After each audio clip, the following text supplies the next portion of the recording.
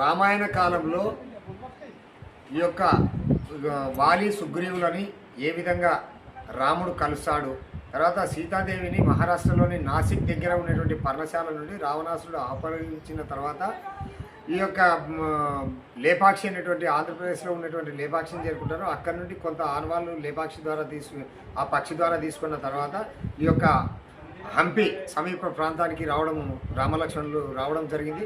తర్వాత ఇక్కడ వాలి సుగ్రీవులు ప్రధానంగా ఇక్కడ ఒక గురుమఠం ఉంది, చింతామణి మఠం అని చెప్పేసి పీఠం అని చెప్పేసి ఉంది. తర్వాత ఇదే ప్రాంతంలో ఈ యొక్క వాలి సుగ్రీవుడుని తర్వాత ఈ రామలక్ష్మణులు కలుసుకుంటారు. ఆ ప్రాంతంలో మనం ఉన్నాం. తర్వాత ఇక్కడ ఈ టూరిస్టులు కొంతమంది మహారాష్ట్ర నుండి వచ్చినటువంటి భక్తులు ఉన్నారు. వారిని అడిగి తెలుసుకునే ప్రయత్నం చేస్తారు. సార్ కాసే मुंबई से महाराष्ट्र देखिए कुछ महाराष्ट्र से ये क्या क्या घूमा इधर?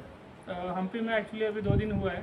यस्टरडे वी वर कैफ़ेज़ वगैरह देखा यहाँ पे हिप्पी आइलैंड का, एंड आज यहाँ पे आनीगुंडी में आए. We heard about this temple. This has a history from Ramayana, so we wanted to see this place. So this is a very nice place, Tungabhadra river flowing from here, and it's a good place to visit in Hampi. ये कैसा पसंद लगा है? It's nice, अच्छा लगा. Hampi is very nice. I think everybody should visit Hampi because it has a lot of importance because of our Ramayana. Thank you.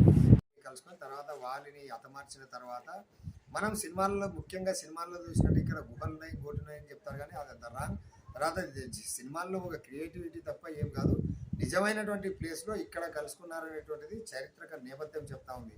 తర్వాత ప్రతి ఒక్కరు కూడా దీన్ని చూసి ఇక్కడ హంపి వచ్చిన భక్తులు ఇక్కడ చూసి తరించవలసిందిగా ఇక్కడ వాళ్ళు కోరుతున్నారు. తర్వాత మహారాష్ట్ర నుండి వచ్చినటువంటి వాళ్ళు మాకు అనేక రకాలుగా ఇక్కడ చరిత్ర తెలుస్తూ ఉంది, తర్వాత మాకు చాలా ఆనందంగా ఉంది అని చెప్పి చెప్తా ఉన్నారు. Eswar Reddy, PM9 news.